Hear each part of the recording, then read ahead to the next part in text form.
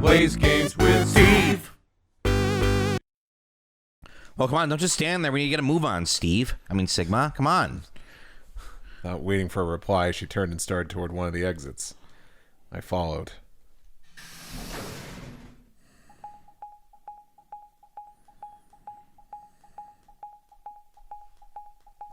That's us. It is. Oh, now I understand.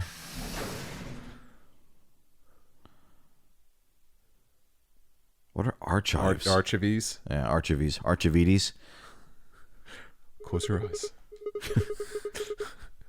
The archives. Good place to hide a bomb. Now, where the hell do we start looking? If I'm a pirate and I need seasonings for my baked potato, I get archives. Anyway, I doubt it really matters. If it's here, we'll find it eventually. So what about that Jupiter stuff? We can talk while we look. Now get started. You didn't like my pirate potato joke? What's a chive? You know what chives are? I'm being in character. I don't. You know, you are Sigma, so I can't tell. Eyes are blurred. I can't tell what's the character and what's Steve. Chives are onions, but yeah. I mean, I only learned that like a little more than a year ago. Yesterday? Okay. Please read. Oh no, I'm not reading. I'm not reading to you. Fine, I'm Sigma too. I don't care. I turned to a corner of the room and began to look while Fi spoke. Oh yeah? Grab the controller out of my hands. Wow, you want to be here a really long time, huh? No, okay. Actually, I don't. Yeah. I'll start with the conclusion I've come to. Our consciousnesses seem to be able to jump through time. No, sorry, through time isn't really accurate. It's more like we move through worlds. Worlds? Yes. I don't mean physical planets in this case. I'm talking about a whole different universe, really. Parallel worlds. What? Do you know about the many worlds interpretation? Well, kind of. I think I've heard of it once or twice. Oh well. I'll just explain it. Let's say, I don't care what it is, but could you move? Scratch your head, cross your arms, put your hands on your hips, anything. I had no idea what this was supposed to explain, but I did as she'd asked. What do you do? I do like crossing arms. So. I see. You crossed your arms just now, right? But you could have chosen to put your hands on your hips or clap. Now, maybe there are other Sigmas in other worlds who did all of those things. All of these worlds and realities are branching off from one another. The choices you could have made branched off from the moment you decided what you were going to do just now. But every moment you make a decision, another universe branches off, on and on into infinity. Each of those branches is an alternate world. A world where a version of you did something different. Haven't you ever thought about what life would have been like if you'd made different choices? What if you'd gone to this high school instead of that one? What if you hadn't started a study group? What if you hadn't told that girl you liked her? What if? What if? But are those what ifs really just what ifs? Or are there other worlds out there where you did those things? Anyway, that's the many worlds interpretation in a nutshell. I've simplified it a lot. Considering you don't know what a chive is. It doesn't have to be human actions, though. I just use your actions to make the explanation easier to grasp. The actions of a cat, the flight of a bee, the movement of a microorganism, even fluctuations in air temperature, all these can change history. Whoa. Hold on a second there. Here. I've known what a chive is for a whole year. Yeah, alright? Calm down, alright? Cool your tits. I'll let microorganisms slide, but there's no way that air is conscious of anything. Can you say for sure that you are? What? All of your actions are caused by the cells in your brain. If we go down a little further, then you could say all of your actions are the results of atoms or electrons or smaller particles we haven't even discovered yet. Are those atoms and electrons and still you making a decision? At that level, how different are you from the air? I'd say not much. Human existence is just one part of reality. Falling in love is like a tulip blossoming. A tulip blossoming is like a tornado forming in South America. See what I'm saying? The only thing that really matters is the action of the most elementary particles of matter. That's where history happens. That's where universes branch out.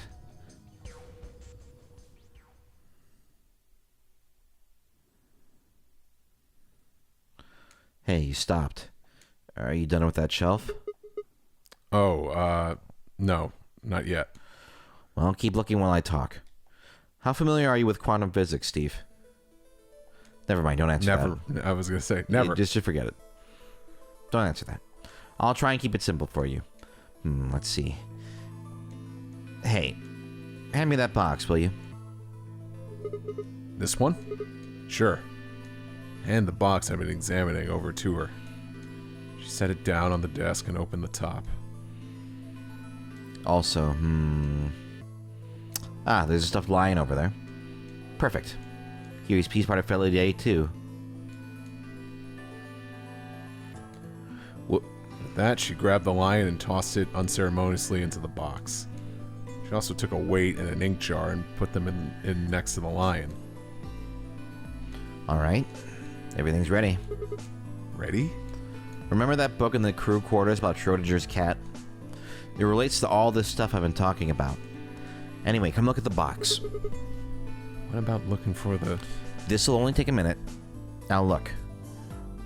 I shrugged and peered into the box. What do you see? Well, there's a stuffed lion.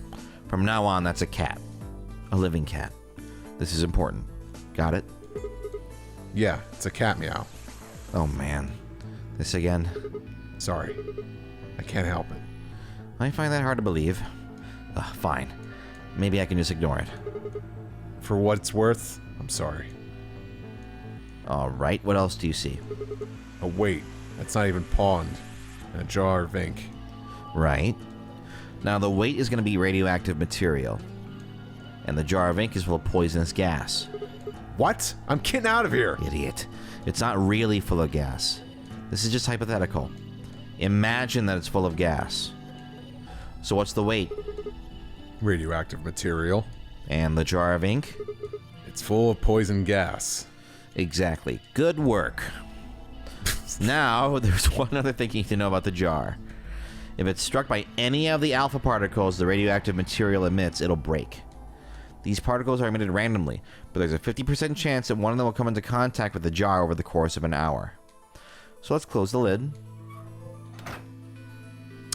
And pretend an hour has passed. Here's the question. Is the cat inside of the box alive or dead? You can't open the box to check. And you can't hit the box. Obviously, you can't shake it either.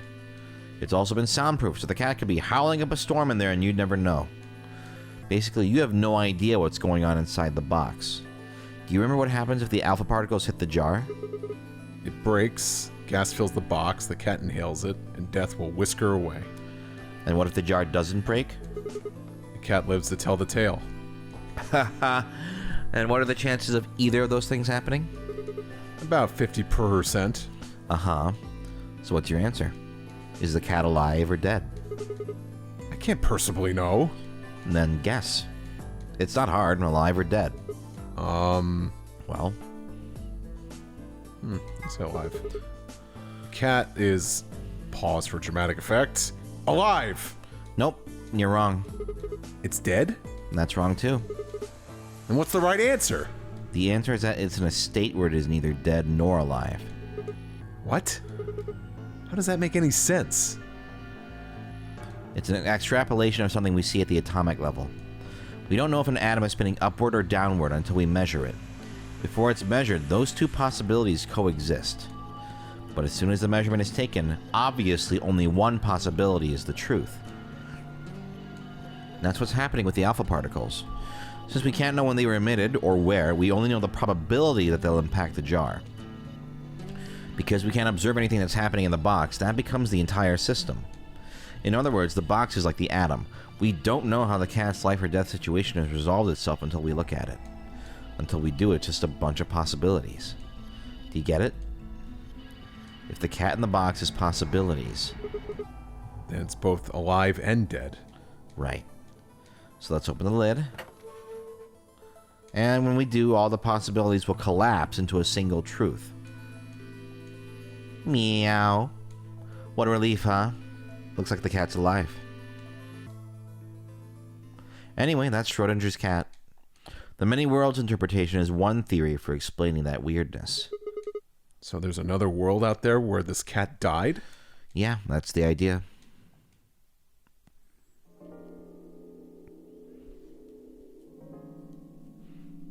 Looks like that cat tick of yours cleared up. Yeah. Well, your story was pretty insane. Insane? You don't think so? Just the idea of something being alive and dead at the same time. And if the moment the lid is open determines whether or not the cat's dead, then it's almost like events in the future could determine the past. I mean, the cat doesn't die when you open the lid, so it must have already been dead. Exactly. You've experienced it, haven't you? What on earth are you talking about? Think back. Remember round 2 of the AB game? When you chose Betray, what was my vote? Ally. But what happened this time? I chose Ally and you chose Betray. Right. And both times I put in my vote a full minute before the deadline. When did you push the button? Right before the deadline. I see. Well, that makes this a little easier to explain. If you chose Betray, then my vote was Ally. If you choose Ally, then my vote was Betray. But I made my choices a whole minute before you made yours. Don't you think that's strange? You do see what I'm saying, don't you? That my choice in the future altered your action in the past? Yeah. From your perspective, there's no other way to interpret it. Now that I thought about it, round 1 had been the same. I'd chosen an Ally, Alice had chosen Betray. And when I'd chosen Betray, she'd done the opposite. Look at this die. I found it over there. Let me give you one last example. As she spoke, she tossed the die into the box and quickly shut the lid. Alright, answer this question. What number is the die on? Oh, shit. 1, obviously. 1, maybe? Okay, I'm gonna open the lid. Good job. You got it right. That was just a fluke. Was it? Huh? Let's think about what was going on before I opened the lid. What number was the die on? 1, of course. Haven't you been paying attention? The die is still a collection of atoms, isn't it? I don't think you can reasonably suggest that it was made of some different kind of matter. Wait, so you're saying that before you opened the lid, the die was on all the numbers? Uh-huh. That's one way to look at it, at least. And then when you opened the lid, it was just one number? Or it might have become that number when you declared which one it was. Huh? Wait, what do you mean? Your choice in the future has an effect on the past. That's crazy.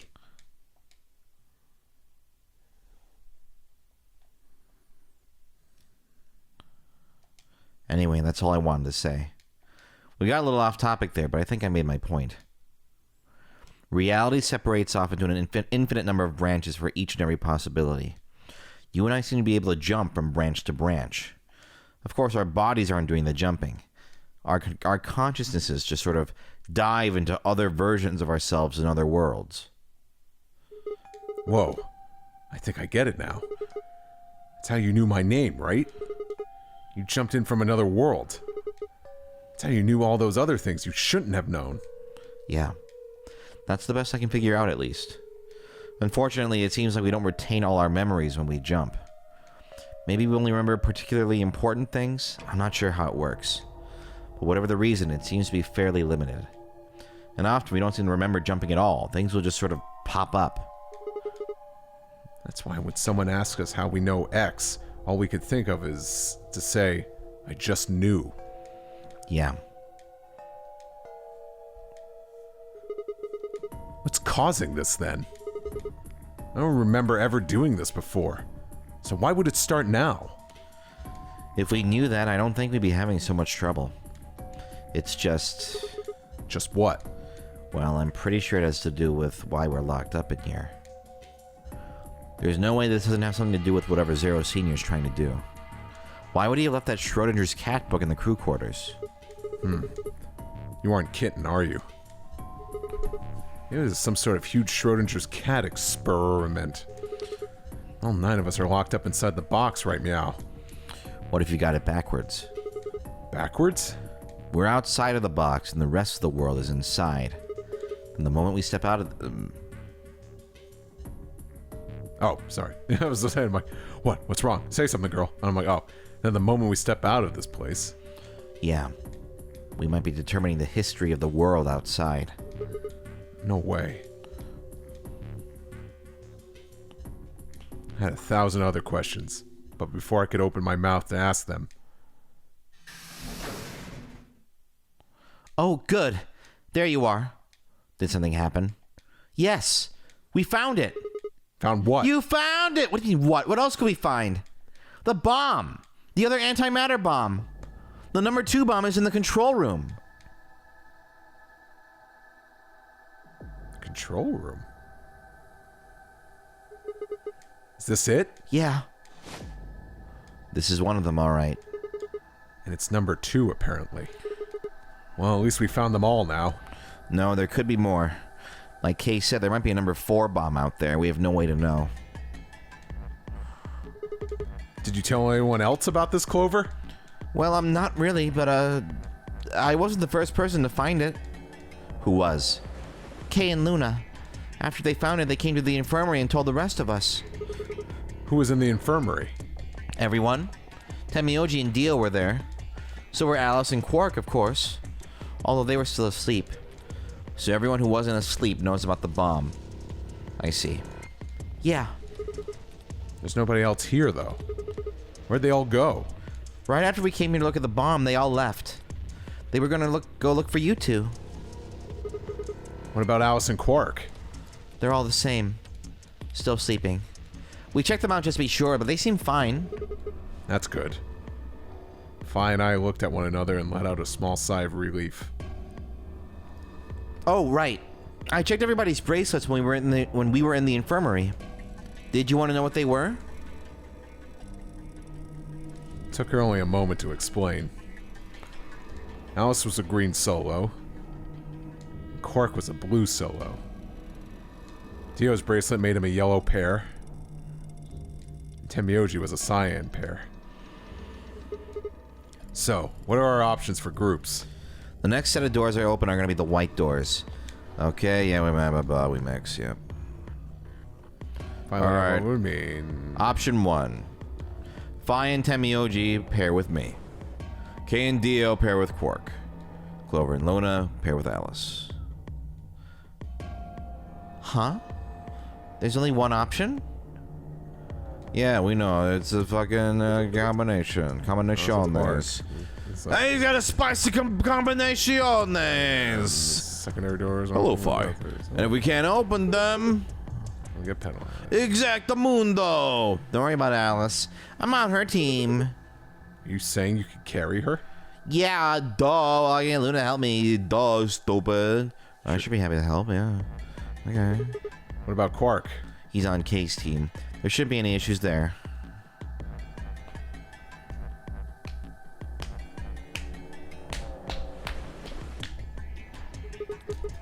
Well, we still need to figure out what we're going to do about this bomb. Alice said we should be safe as long as it's not triggered with the remote. Maybe we can't just leave them here forever.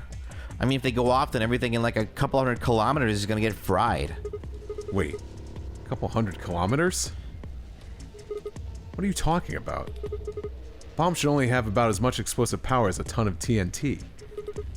Which is nothing to sniff at, but it's nowhere near the kind of yield you're talking about. It could be. What if these bombs are just like the detonator? Oh! You mean there might be a bunch more anti-hydrogen around here somewhere? Yep. Yep, right over there. The reactor. Yeah. There are supposed to only be 18 antimatter reactors in the whole world. If that's one of them, then there's a lot of anti-hydrogen. How much is a lot? 3.5 kilograms. 3.5? That's like 10,000 times more than Alice's 350 milligrams. If there really is that much, and if it does explode, then we'd be looking at an explosion really 10,000 times more powerful than the bomb dropped in Hiroshima. No. That's insane.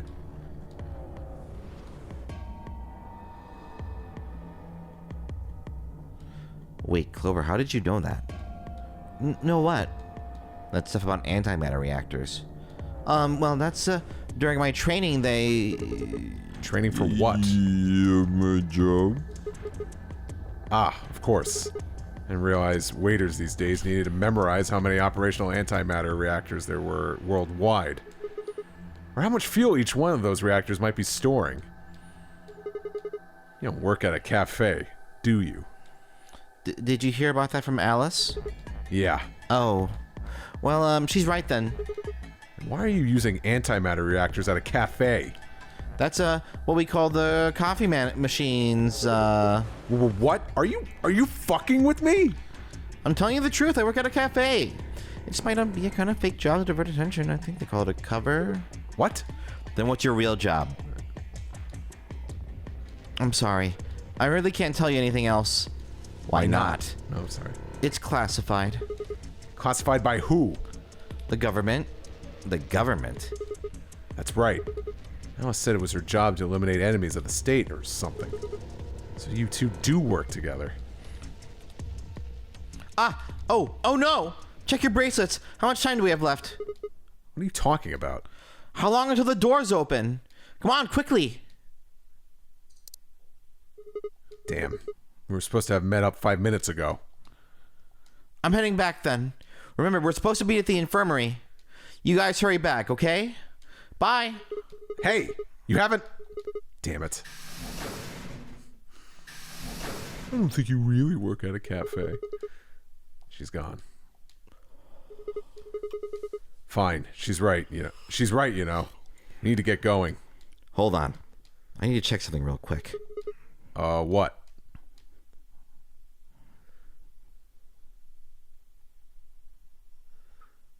Oh, yeah? What kind of different coffee blends do you have in this cafe, Oh, there you are. You're late. What were you doing? Nothing. When we arrived, everyone else was already back.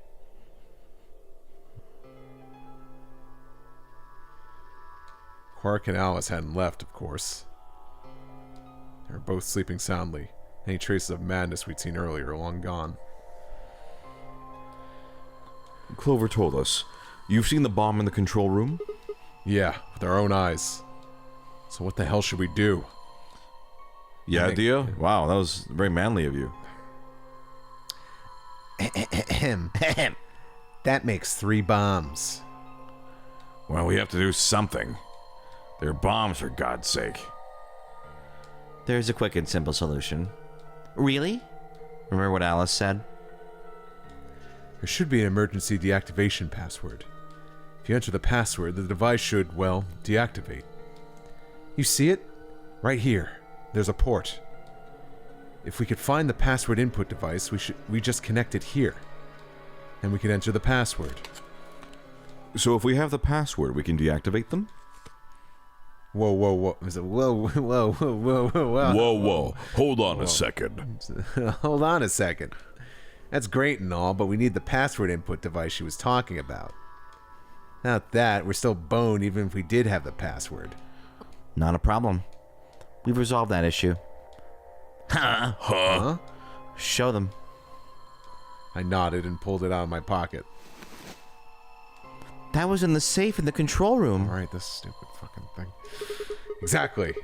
We didn't have any idea what it was at first, but Phi figured it out. After Clover left, we tested it. Turned out I was right. It fit perfectly.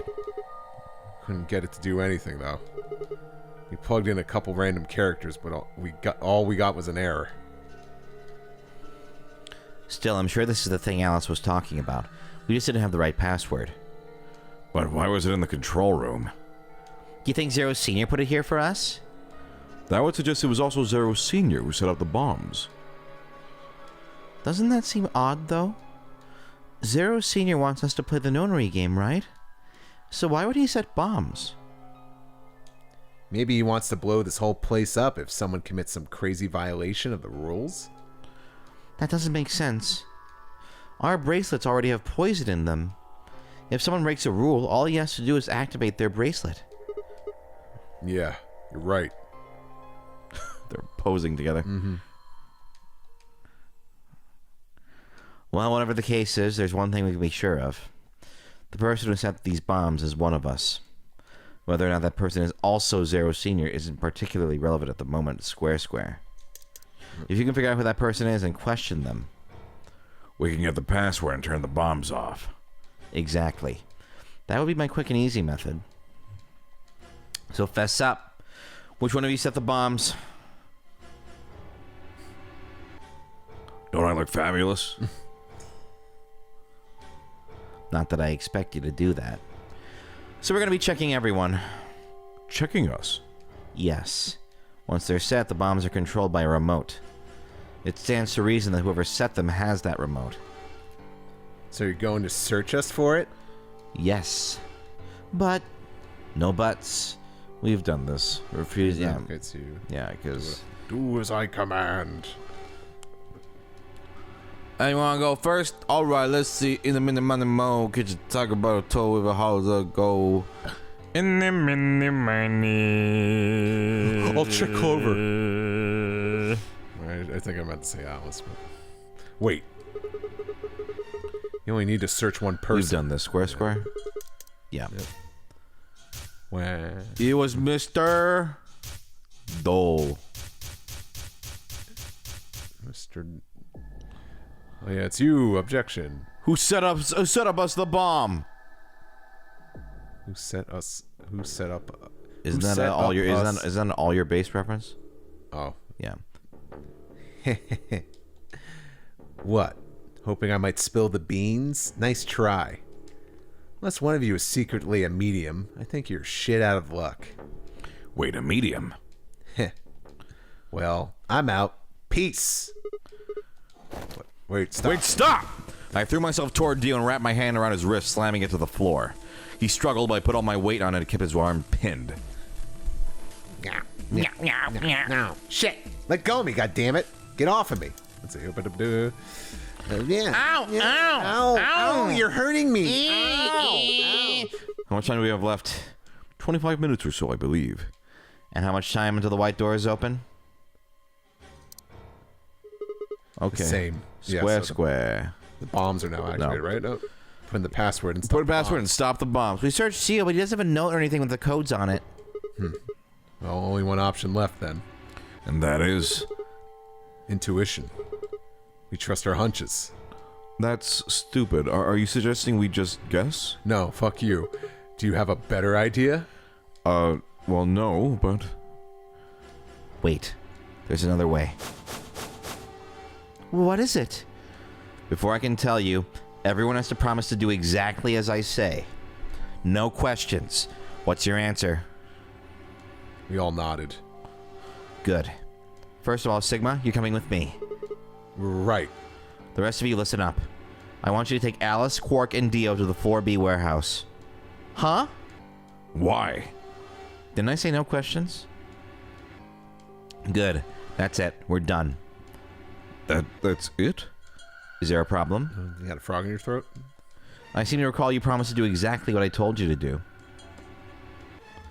Okay, we don't have much time left. Now get moving.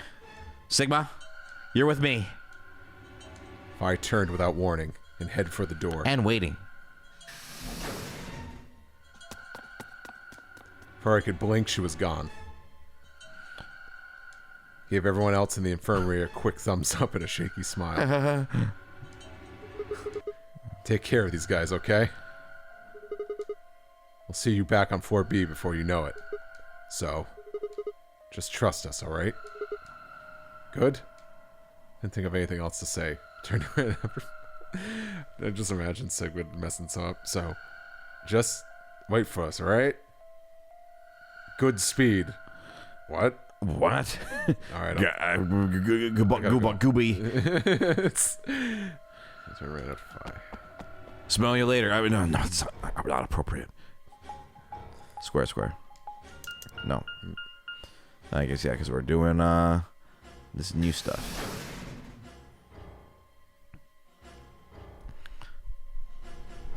Dun dun dun.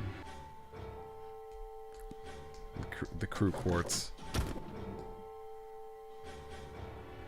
Boing boing bong. Bing bing bong. Okay. So what do we do? Well, get the input device ready. And we'll do this all tomorrow. Oh. All right, bye.